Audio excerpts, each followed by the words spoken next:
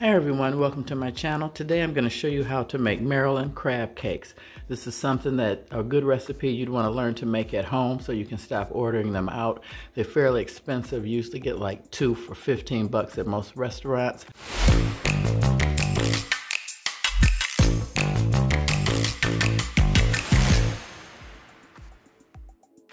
And this recipe is so easy, and if you notice, there's no vegetables. I've got some fresh dill. I'll give you the ingredients. I got some Worcestershire sauce, some seasoned panko breadcrumbs, some Dijon mustard. I'm going to fry them in canola oil. I've got 2 eggs, hoping to only use 1. I've got 1 pound, which is 2 8-ounces of jumbo lump crab meat, some Old Bay seasoning, mayonnaise, and some parsley. And with this recipe, you can serve it 2 ways, as an appetizer, or you can serve this to your family for dinner with a vegetable, a side, a salad, and some bread. And just so you know, I upload 2 videos every week, one each with an inspirational quote and a controversial joke. So you might want to click that subscribe button so you won't miss out. And throughout the course of my YouTube channel, I will be having giveaways and vlogs and different things to come in the future. So I'm going to go ahead and put you guys on pause and get everything set up.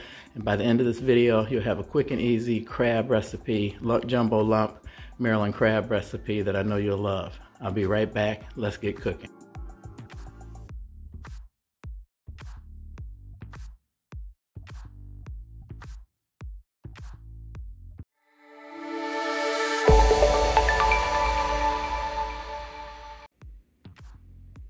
Okay, I've got everything set up. I wanted to show you guys. I get my crab from Kroger. It comes in like a can like this.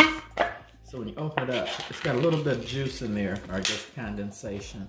You want to check your crab. I got paper towel lined in my bowl, as you see, to get the extra liquid. And I like to run my fingers through here quickly just to see if there's any shells left by mistake. You definitely want to check for that.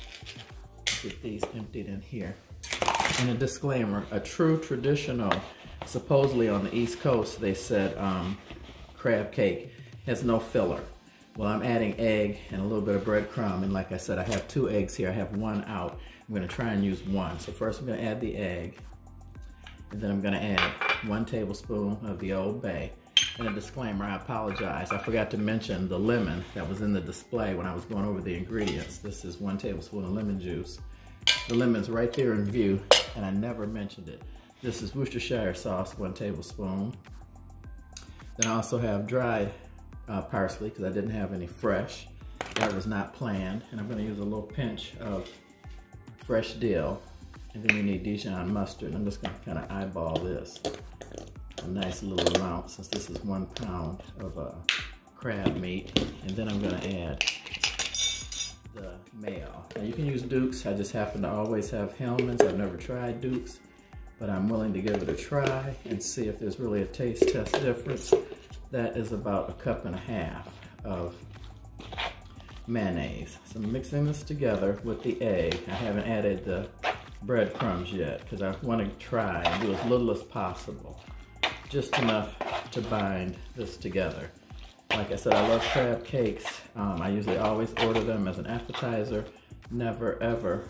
So I'm going to add about, that's 1/2 cup. I'm going to add about 1/4 cup of the breadcrumbs.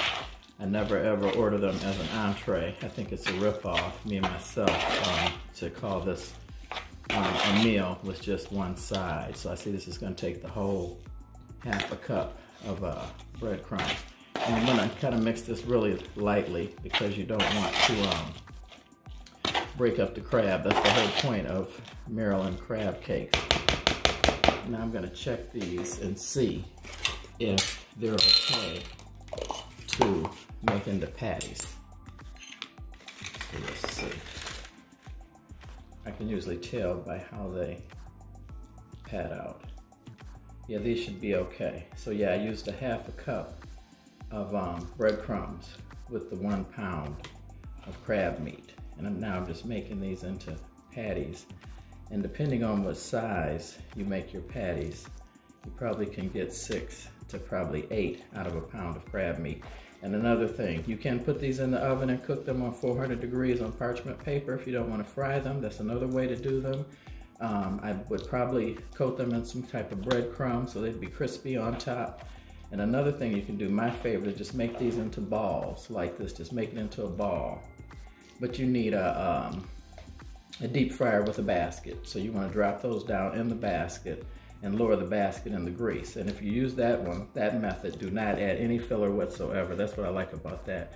You don't need any egg, any binder, anything. You just use the recipe that I gave you and make them into balls and drop them down into the basket and lower them into the grease. And that recipe, it only takes a minute or two at best when you do it that way. So this is coming up with 5, 1, 2, 3, 4, 5. So this will make 6. So I'm gonna put you on pause, get another plate to get this last one out, and you wanna stay with me. I'm gonna show you the next step that you don't wanna miss. Okay everyone, I ended up with 6 as I thought. So what you wanna do now, this is this part I didn't want you to miss. I'm gonna put these in the freezer for a minimum of 30 minutes. I want these to set. That way they won't fall apart when you go to fry them. So put you on pause, put these in the freezer, and then we'll come back and fry these. And then remember, have a great joke.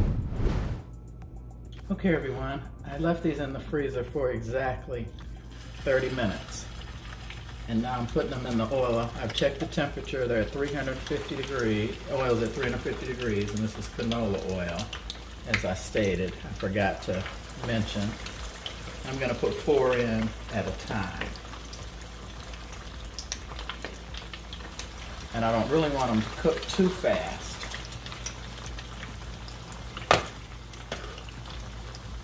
And I've got some blotted paper towel here and a wire rack because I want to first get the oil off of them with the paper towel, then slide them onto the rack.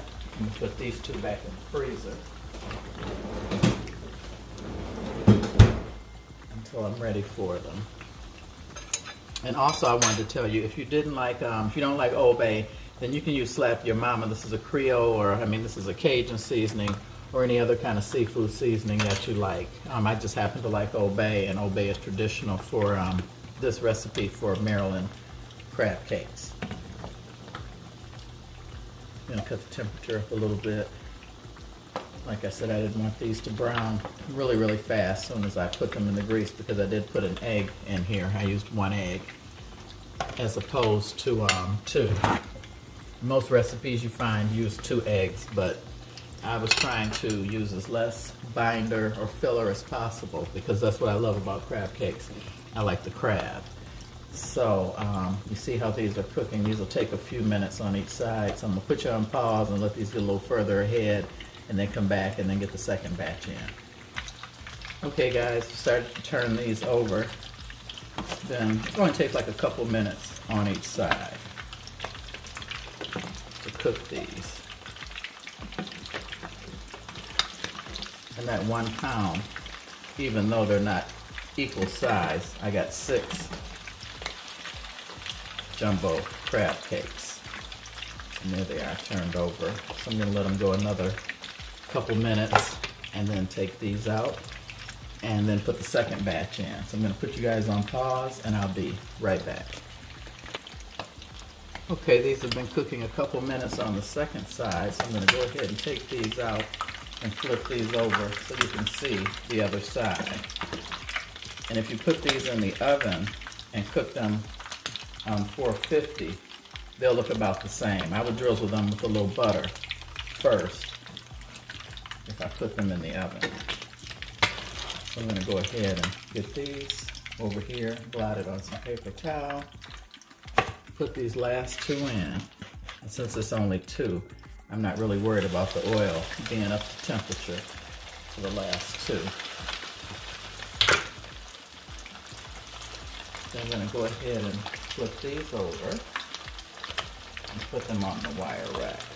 Just wanted to get the initial oil off of them.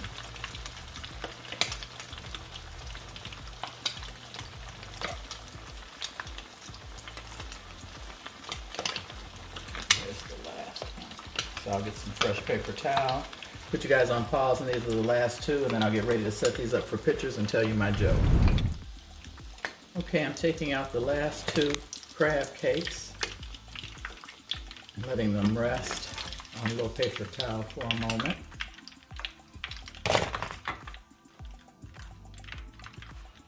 And as you see, they're beautiful. nice jumbo lump crab cakes. Hardly any filler, a lot of flavor. And like I said, if you don't like dill, don't use dill. Parsley, you can substitute any of the ingredients I used to your family's liking. So I'm gonna put you on pause, get ready for this great joke. I thought this joke was really funny. Hope it doesn't offend anybody, but it really tickled the devil out of me. So I'll be right back. Okay, everyone, there you have it, Maryland lump crab cakes. I've got some tartar sauce there that I've added a teaspoon of Old Bay, which you know I love, and a slice of lemon. So let me go ahead and tell you my joke. Esther and Morris. Morris and his wife Esther went to the state fair every year, and every year Morris would say, "Esther, I would love to ride that helicopter." Esther always replied, "I know, Morris, but the helicopter ride is $50. And $50 is $50. One year when Esther and Morris went to the fair, Morris said, "Esther, I'm 85 years old. This might be my last chance to ride that helicopter." Esther replied, "The helicopter ride is $50. $50 is $50. The pilot overheard them and said, "Folks, I'll make you a deal.